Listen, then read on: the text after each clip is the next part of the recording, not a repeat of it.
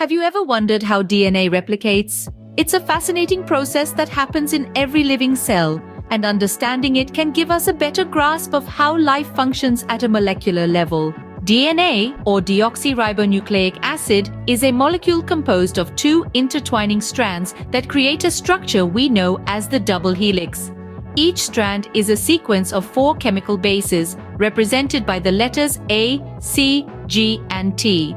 The two strands are complementary, meaning that an A on one strand pairs with a T on the other, and a C pairs with a G.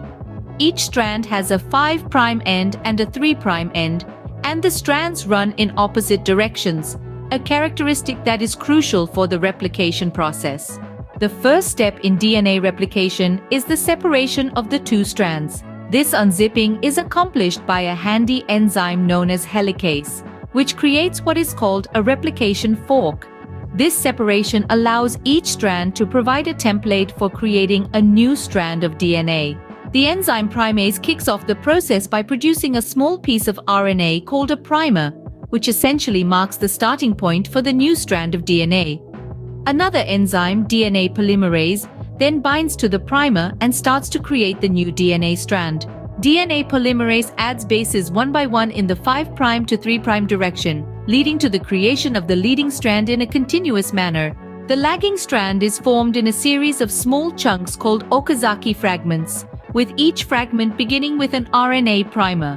DNA polymerase adds a short row of DNA bases in the 5' to 3' direction. This process repeats until the entire strand is replicated. Once the new DNA has been made, an enzyme called exonuclease removes all the RNA primers from both strands of DNA. Another DNA polymerase then fills in the gaps that are left behind with DNA.